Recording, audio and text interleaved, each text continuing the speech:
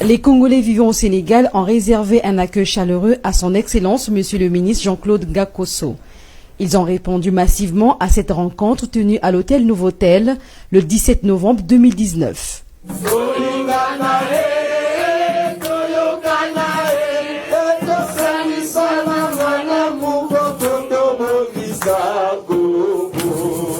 Cette rencontre a enregistré entre autres la présence des messieurs les ambassadeurs, Monsieur le grand chancelier des ordres nationaux, les membres diplomatiques et ceux de la diaspora congolaise au Sénégal, la DCS. Le chef du village a souhaité à cet effet la bienvenue à l'endroit de la délégation. Nous sommes vraiment comblés et heureux de vous avoir à Dakar. Et au nom de toute la communauté, merci encore. La communauté congolaise basée à Dakar a profité de cette rencontre pour soumettre ses doléances à leur ministre de tutelle. Il s'agit notamment de l'attente frénétique de la délivrance des passeports aux compatriotes. Il s'agit également de la formalisation des accords issus de la dernière commission mixte Congo-Sénégal, portant notamment sur les frais d'inscription à l'université Cheikh Anta Diop de Dakar, de la situation particulière des étudiants boursiers de l'Institut privé de gestion, dont les diplômes sont bloqués pour non-paiement des frais de scolarité depuis quelques années. De nombreux compatriotes souhaitent légitimement accéder à la terre dans leur pays à travers des projets immobiliers spécifiques. Nous appelons de nos vœux, et c'est notre cri de cœur, la mise en place d'un haut conseil des Congolais de l'étranger afin de disposer d'un cadre permanent d'échange entre l'État et l'ensemble de ces diasporas partout dans le monde.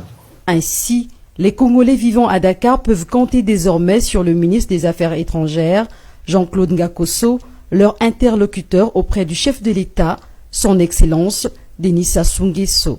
Je suis votre souffre-douleur. Ce que vous posez là, ça c'est des problèmes techniques, on va les résoudre. En tout cas, en joignant nos mains, nos intelligences, on va trouver les bonnes solutions. Son Excellence, Monsieur le ministre de la Coopération et des Congolais de l'étranger, a choisi la diaspora congolaise du Sénégal pour démarrer sa visite technique et administrative diplomatique. Une visite saluée par la communauté. On a maintenant une voix au pays.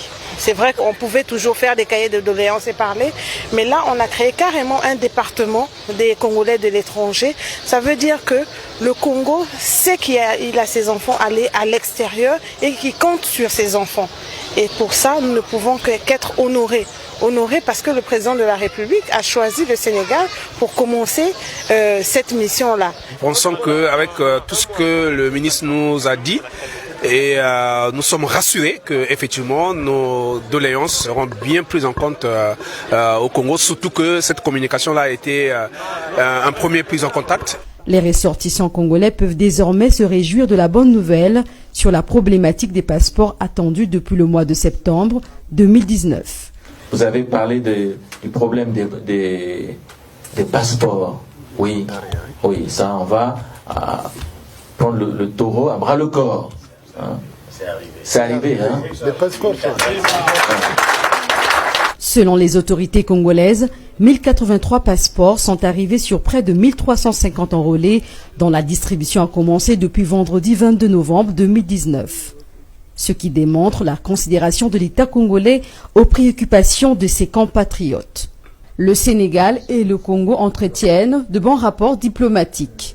Des rapports qui facilitent l'intégration des Congolais au pays d'hospitalité. Les exemples en sont légion à travers tout ce que les uns et les autres ont pu faire. Également toutes les grosses migrations qu'on a eues, que ce soit à la fois pour les étudiants ou même pour les commerçants ou pour ceux qui développaient une activité quelle qu'elle soit. C'est pour magnifier aujourd'hui finalement, j'ai envie de dire, la relation séculaire qu'il y a entre les deux pays, mais aussi faire briller cette diaspora. La communauté congolaise installée au Sénégal compte environ 6 000 ressortissants, dont plus de la moitié sont des étudiants. Les Congolais vivant au Sénégal continuent de porter haut et fort les couleurs de leur pays dans l'unité. Vivons tous.